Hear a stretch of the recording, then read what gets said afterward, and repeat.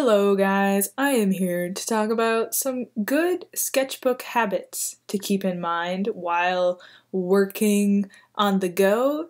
And as you can see, I am fittingly drawing in my sketchbook on screen. I wanted to just draw some Sailor Moon fan art wearing some casual clothing. And as you also can probably tell, this is a voiceover right now. I'm not speaking and drawing at the same time because frankly, I just don't have the brain power for that currently. But anyway, I have been struggling with relearning how to use a sketchbook properly again because, to be honest, in the past few months, I have not been a very good girl when it comes to using my sketchbooks like I did before. I mean, for the past 10 years, I've been filling sketchbooks like clockwork, but since I started my big short film project, all of my old habits just kinda fell apart as I focused all my creative energy on just this one thing. So this month I've been working to recapture some of the old tips I used to use. First off, make sure that you take a little bit of time to personalize your sketchbook in some way. When you start using sketchbooks just one after another with the same covers they come in, they start to feel like they have just a utilitarian purpose. It's too pragmatic, too practical, and you lose a sense of the sketchbook being a personal place for you to store your personal thoughts and ideas.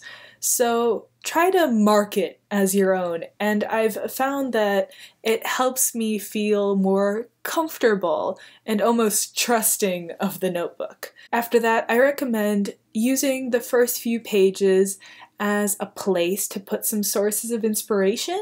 I find that they can set the tone for the rest of the sketchbook in a really nice way, and when you're on the move and you just don't know what to draw, you'll always be able to just flip to those first two pages to get an idea of what you want to do.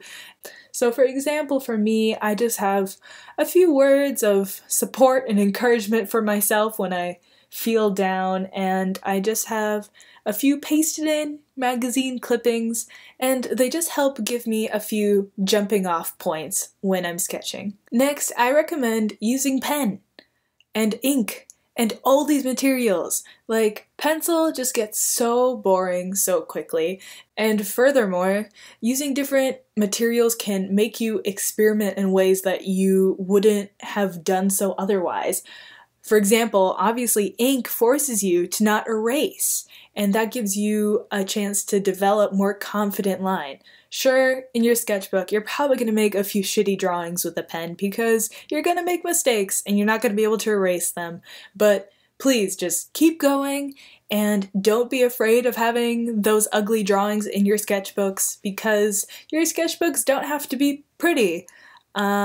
Even I have stopped posting all of my sketchbooks on YouTube for this reason, just to make sure that I can preserve that feeling of ugliness within my sketchbooks that allows me to grow and develop as an artist, because it's only by making ugly drawings that you can figure out how to make pretty ones. And then watercolor and colored pencil and those kinds of materials can help you experiment with color on a daily basis. I think a lot of us tend to just sketch with line work in our notebooks and only end up using color when we're doing some large illustrative piece, but you'll be able to build up a much more natural feeling for how to use color if you're using it all the time on the daily in your sketchbook, so I definitely recommend that. Finally, just a few hacks for you. If you're using a lot of heavy graphite, put some water over it and it should dry down and the graphite won't move anymore.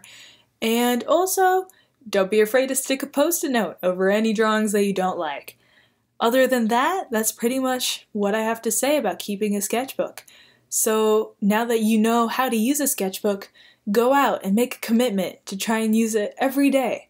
And I think you might be surprised at how much you grow as a result. Thank you guys. Thanks for watching this video, and I'll see you soon.